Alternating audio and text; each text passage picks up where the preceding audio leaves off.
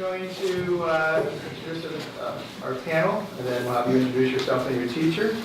All right, and you can start. This is going to be Unit 2, Question 2. All right, and we'll have the panel introduce themselves. Hi, I'm Kate Broussard. I'm a junior at Harvard University, and I'm going to be your facilitator. So whenever you have a minute left, I'm just going to pull up one thing to see this. I'm Noel Shakosius, retired history chair from Situate and past president of the Massachusetts Council. So, thanks. David Rosso. You may remember me as your facilitator. I'm now a judge, so we're swapping roles here. I'm with Bank of America Merrill Lynch and an alumnus of this program from about 20 years ago. So remember how it impacted me, so very pleased to be here today. And I'm Peter Zopes. I teach at Chelmsford High School. Introduce yourselves and your teacher. My name is Lois Vincent. We are all from Academy of the Pacific Rim, and my favorite philosopher was Spinoza. My name is Ian Holder, and my favorite philosopher is Plato. Good afternoon, my name is Darla Fils. My favorite philosopher is John Locke. Hello, my name is Travis Rowe. My favorite philosopher is Nietzsche, and this is a civics teaching with Cinewood. All right, I'm going to read the unit and the question. Once I'm done, start your presentation. Once you're done, we'll move right into the Q&A. Right, everybody ready? So, Unit 2, how did the framers create the Constitution? Question 2, the creation of the Northwest Territory out of the Western lands was one of the few successful exercises of power during the years in which the Articles of Confederation were in place. Do you agree or disagree with this assertion, and why? What evidence can you offer to support your position? What do you consider to be the most important principles set forth in the Articles of Confederation, and why? What do you consider to be the signal failures of the Articles of Confederation, and again, why? You may begin.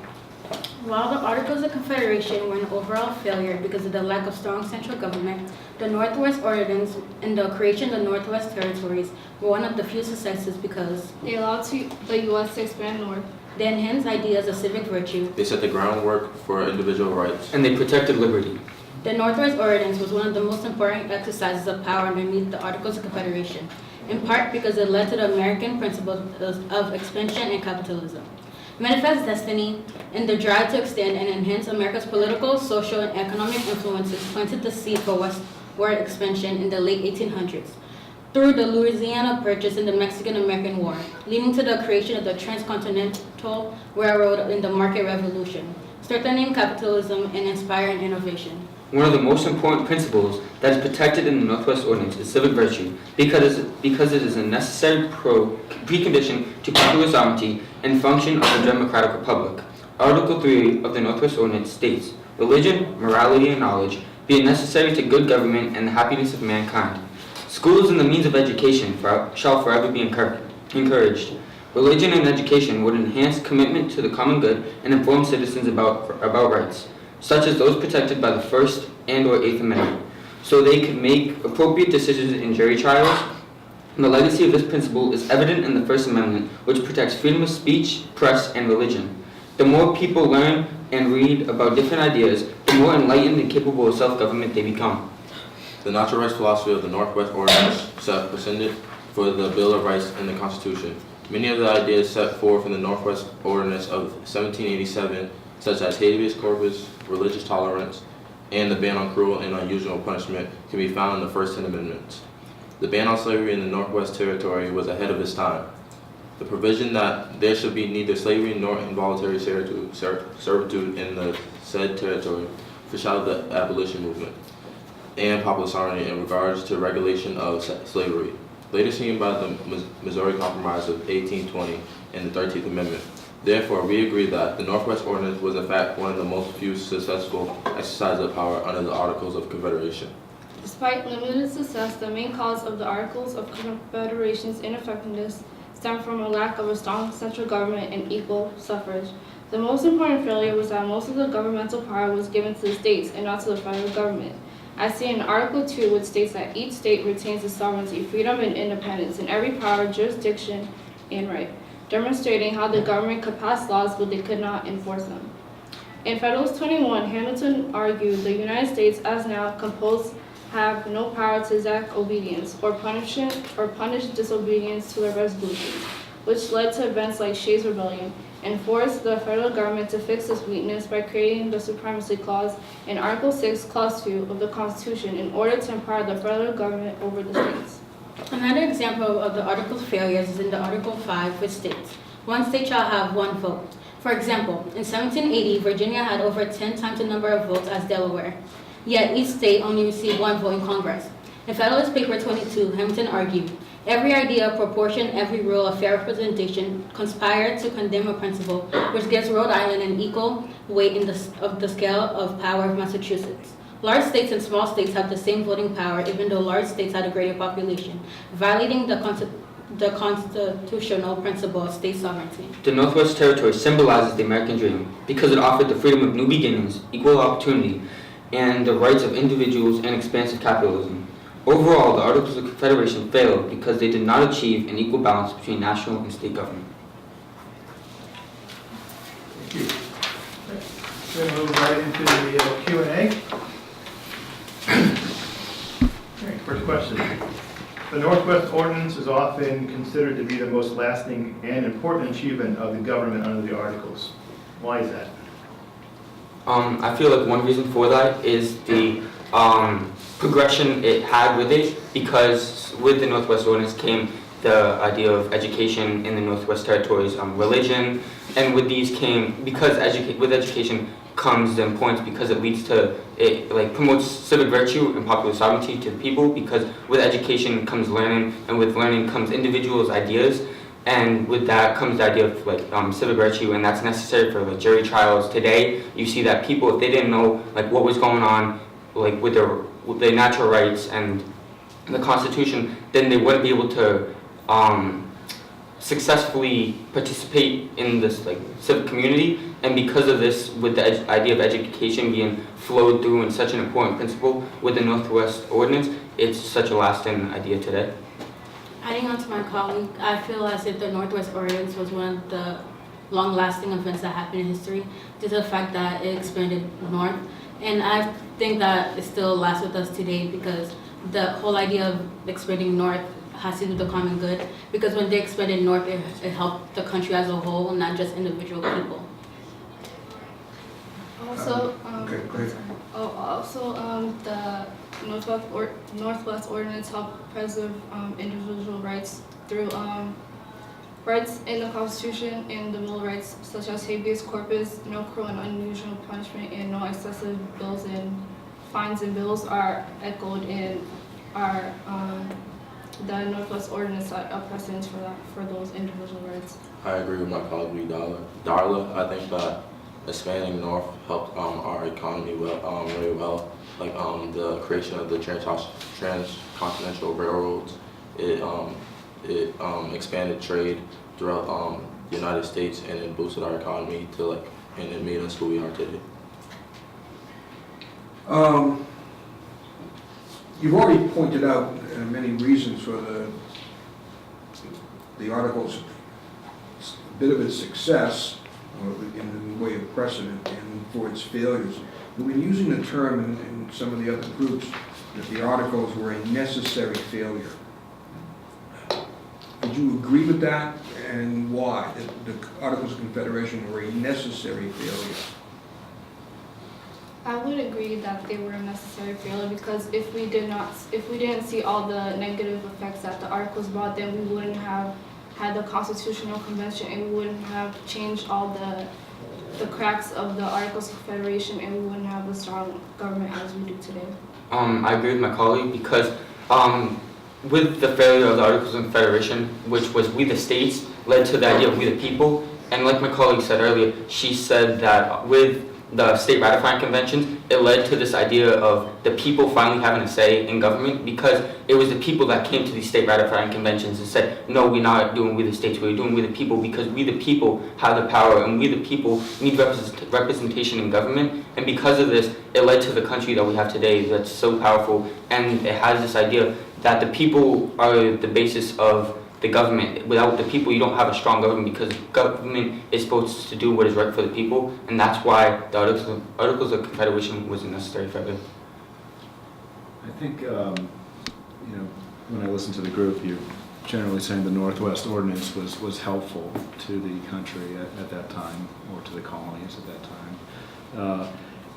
There are, in my mind, two open-ended issues that came from the era of the Articles of Confederation. One is slavery, and the other is states' rights. Which one do you think was more problematic in terms of its legacy, states' rights or slavery? It's a big question, but. I feel as if slavery was more of a problem because in Article 1, Section 2, Clause 3, it states about the Three-Fifths Compromise, and the Three-Fifths Compromise basically said that slaves are 3/5 of a person, and they were not seen as a whole in the country, but that was unfair because they were the ones like basically working and helping the economy grow. I disagree. I think that states' rights is more of a legacy.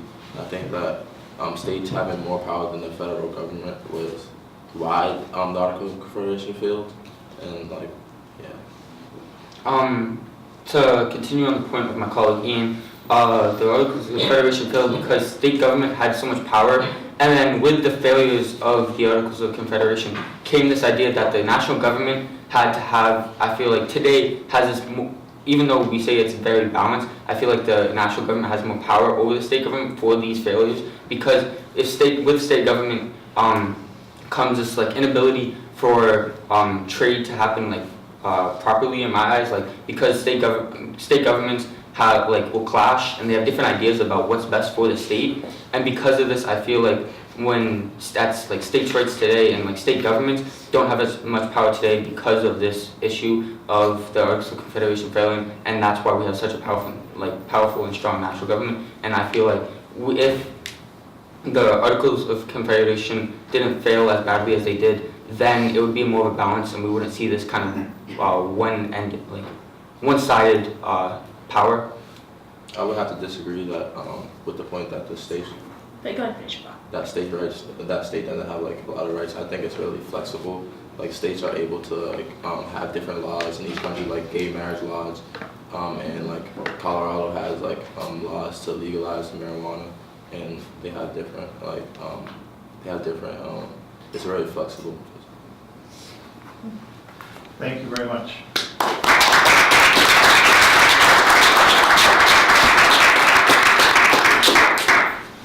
We'll give you some feedback.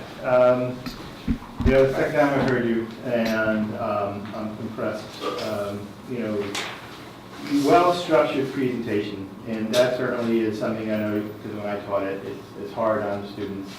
As a teacher, they send it to me, I edit it, I send it back several times and say not enough, and that's very frustrating. But the real demonstration of the knowledge is often in the Q&A, and how you guys bring up specific stuff, specific principles, ideas, references. You can bring up the article, section, clause for the Three-Fifths Compromise. You're talking about the whole question of individual rights. I like how you brought up an economic interpretation in both your presentation and in your Q&A. So there's very much specifics in support of your interpretation. And as a history teacher, I know that's something we value, and I think you guys do it very well. And I thought it was nicely balanced by a good demonstration of abstract thought. I gave you an open-ended question right there. States' rights is obviously connected to the Civil War. Slavery is connected to the Civil War, and there's all this work that you play between the two. And I like the fact that you had opposing views on the same panel, managed to play off each other. I think that is a strength, not a weakness. I like the fact that you tied in your opening remarks very specific references to the Constitution, to the Articles, to the Northwest Ordinance, so that was well done. So well balanced. I think you showed very good poise, command, good eye contact as well, so those things do matter in front of the judges. Echoing a number of things that they've already mentioned, I was struck in your opening statement, a couple of things that you do pointed out that other groups did not latch onto. I mean, you immediately struck a connection to Manifest Destiny. which I haven't heard from other groups, or at least not as clearly, as far as the expansion of the nation. Some other groups have mentioned the rights. You really got into the whole idea of morality and values. I thought played a heavy emphasis in your prepared statement, and I thought it was very well done. Something that perhaps maybe the founding fathers didn't even realize that they were doing with it, but they did, and I thought your interpretation of that was excellent. I like the fact that you were not afraid or at all reluctant to add many pieces of editorializing. That's the ban on slavery was ahead of its time. Okay, recognizing that it was doing something that wasn't being done comfortably anywhere else on this continent at the time. Things of that sort. I really liked, and I really liked your connection. I think it was you that made the statement that we went from we the states to we the people. Okay. The only negative I would say would, can you try to slow down? Okay. I don't think that's the first time you've heard that comment in your life. And I'm not talking today either. I have a feeling that many of your teachers have thrown a book at you or something at some point. You slow down. Okay. But what you had to say was, I thought was super. All of it. It was very, very impressive. Thank you very much.